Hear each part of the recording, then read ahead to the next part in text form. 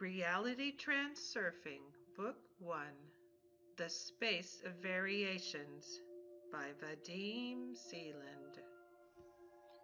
Chapter 1, The Alternatives Model.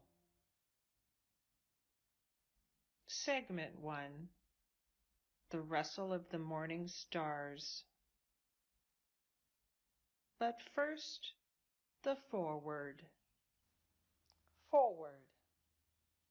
Dear reader, everyone wants their life to be comfortable, abundant, free of illness and chaos, and yet we often find that life has its own plans and can leave us feeling like a little paper boat spinning round on life's turbulent waters. You may have tried all sorts of popular methods aimed at achieving happiness, but I wonder how effective you found them if they conformed to the traditional world view. This book introduces many strange and wonderful things. It is all so mind-blowing you might not want to believe it. But you will not have to believe.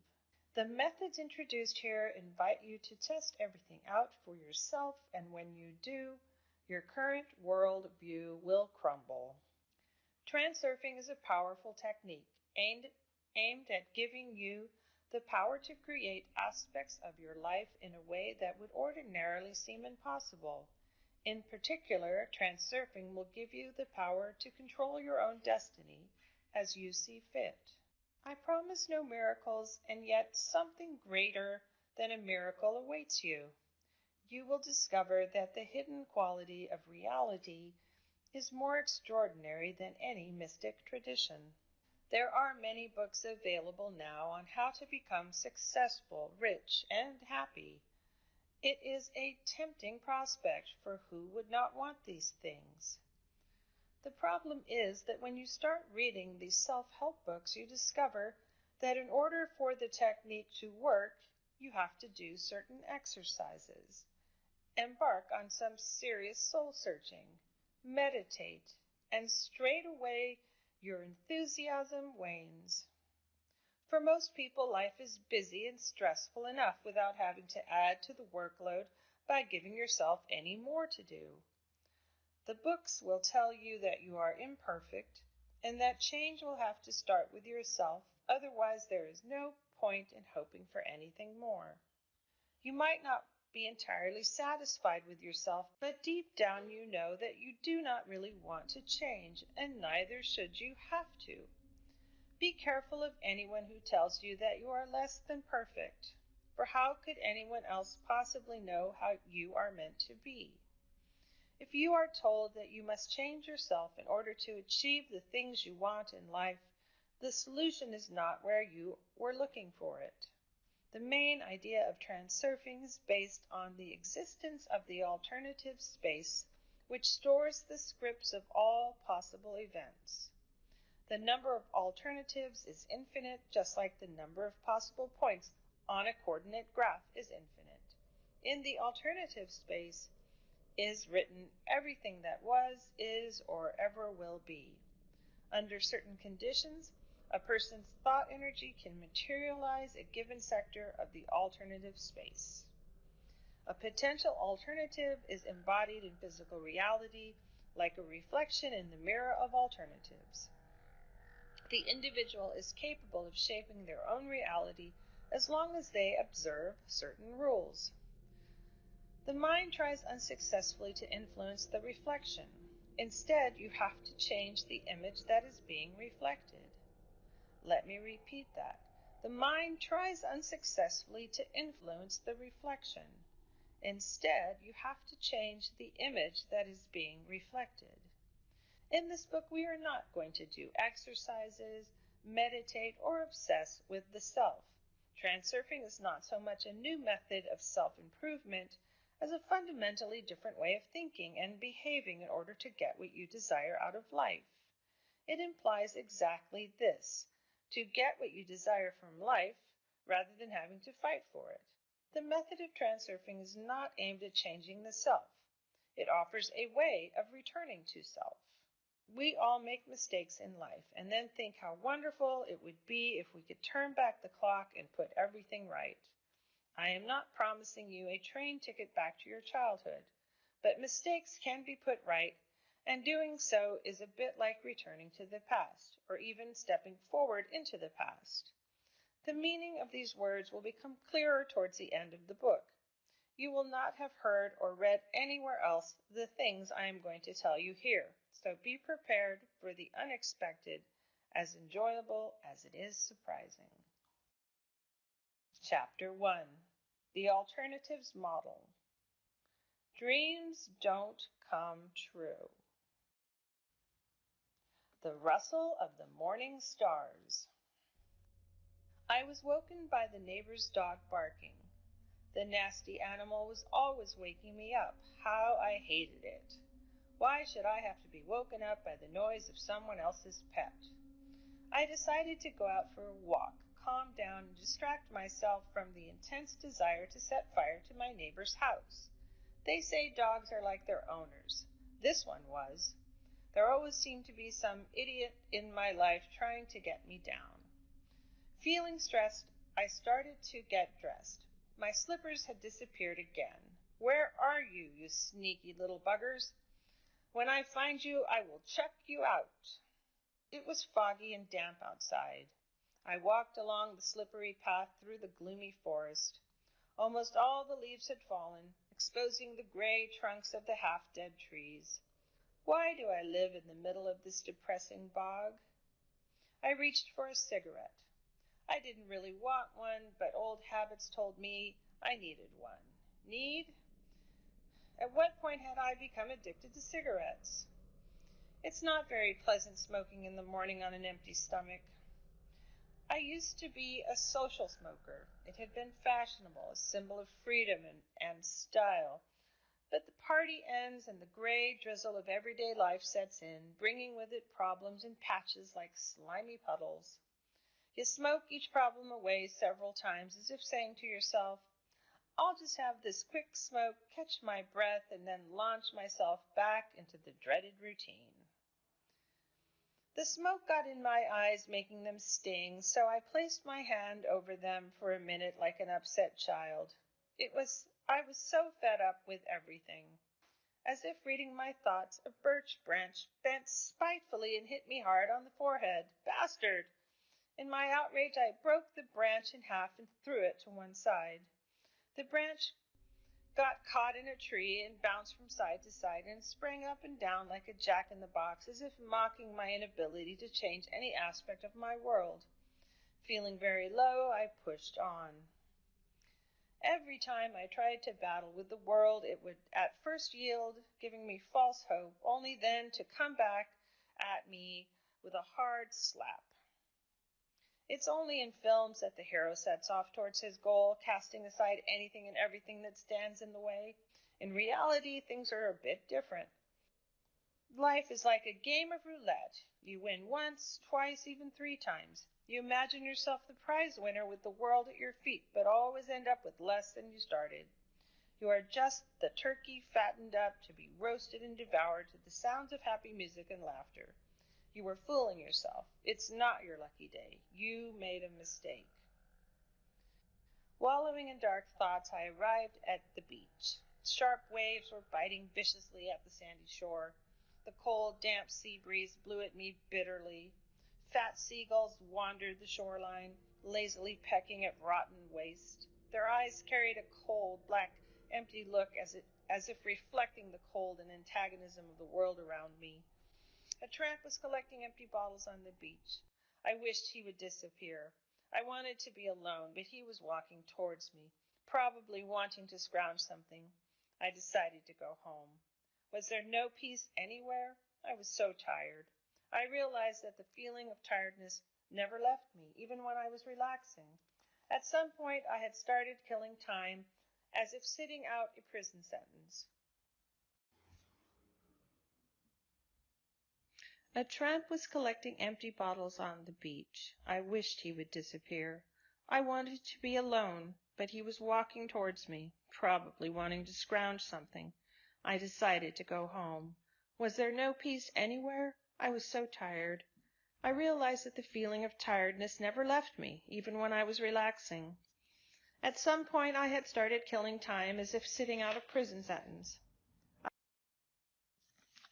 I was always waiting for things to change, for a new stage in my life to begin, where I would be different and able to enjoy life. But the stage was always somewhere in the future. In the meantime, it was the same old drudgery. I kept waiting, but the better future remained as elusive as ever. I would return home and do the same thing I always did. I would return home and do the same thing I always did. Eat a boring breakfast and then leave for my dull job, forcing myself to produce results which mattered to someone else, but not to me. It would be just another day of the same tiresome, meaningless life. I was woken by the rustle of the morning stars. What a sad dream! It was as if I had returned to a period in my past. Thank goodness it was only a dream. I stretched with relief just like my cat does. There he was, lying lazily sprawled out, only his ears giving any sign that he was aware of my presence. "Get up, you whiskered thing. Are you coming with me for a walk?" I had placed an order for a sunny day, and so set off towards the sea. The path led through the forest, and the rustle of the morning stars gradually faded, giving way to a multi-voiced choir of the bird nation. Someone in the bushes was trying especially hard. "Food! Food!" There he was, the little wretch. However can such a little ball of fluff squawk so loudly? Only now did it occur to me that although every bird had a different voice, none of them were ever out of tune with the rest of the choir. They always managed to produce such a graceful symphony, no orchestra, however sophisticated, could be favorably compared. The sun stretched its rays between the trees, creating a magical backlighting that highlighted the voluminous depths and richness of the colors of the forest and transforming it into one miraculous hologram. The path led me diligently towards the sea. The emerald waves exchanged whisperings with the warm sea breeze. The shore seemed endless and empty, but I felt comfortable and at peace, as if the overpopulated world had created a secluded corner just for me. Some people believe the world is an illusion created by the mind, but I could not imagine having such a high opinion of myself that I could think that all this beauty was a product of my own consciousness. Still, feeling the effect of my oppressive dream, I began to reminisce about my former life, which had actually been as dull and gloomy as my dream. Like a lot of people, I had often demanded that the world give me all I felt it owed me, but in response it had turned its back on me in indifference. I was advised by others wiser and more experienced than myself not to give up, because the world doesn't give up that easily either. You have to fight for what you want. So I tried battling with the world, but I didn't get anywhere and ended up exhausted. My advisors had a ready answer for this too. You are the problem. Change yourself before you start demanding things of life. So I battled with myself, but this turned out to be even harder than battling with the world. Then one day I dreamed that I was in a nature reserve. In the dream I was surrounded by indescribable beauty. I was walking through the reserve and admiring the full wonder of it all when I came across an angry old man with a gray beard who, as far as I could make out, was the guardian of the reserve. He watched me in silence. I walked up to him, but as soon as I opened my mouth to speak, he cut across me. In a cold tone he said that he didn't want to hear a word. He was tired of noisy and capricious visitors who were constantly displeased, always making demands, and left mountains of rubbish after themselves. I nodded in sympathy and walked on. I was amazed by the unique beauty of the reserve and wondered why I hadn't visited it before. Enchanted, I continued to wander around, taking in the magnificence on all sides. No words could fully describe the perfection of the landscape. My mind went blank in stunned admiration. Soon the guardian appeared before me again. The austere look on his face had softened, and he beckoned for me to follow. We climbed to the top of a green hill, and from there the spectacular view of a picturesque valley opened before us. I could make out some kind of village with toy houses decorated with plants and flowers, like in an illustration in a book of fairy tales. Had the scene before me appeared more real, I could have stood regarding it with delight for some time. As it was, I started to suspect that such fabulous beauty was the stuff of dreams and not real life.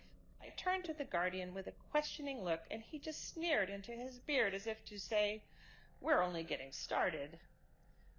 As we descended into the valley below, it began to dawn on me that I could not remember how I arrived at the reserve. I was hoping the old man could give me an explanation. Then I must have made some clumsy remark about how it must feel pretty damn good to be one of the lucky ones who could afford to live in such a beautiful place, to which, openly displaying his irritation, the guardian replied, "Who is stopping you from joining them?" I started to go on about how not everyone was born rich, and we don't choose our fate. The guardian ignored my words and said, "That's the point. Everyone is free to choose any destiny they wish. The only freedom we truly have is the freedom of choice. You can choose anything you want." His statement did not at all fit with my philosophy of life, and I made to argue with him. But the guardian would not listen. "Fool," he said, "you have the right to choose, but you don't exercise it. You do not even understand what to choose really means." This is ridiculous, I thought. What does he mean by "I can choose whatever I want"? Anyone would think you could just conjure up anything you wanted. At that moment I suddenly realized that I was dreaming. The situation threw me, and I did not know how to behave. As far as I can recollect, I hinted to the old man that he could choose to speak rubbish whether in a dream or in waking, but there ended the extent of his freedom.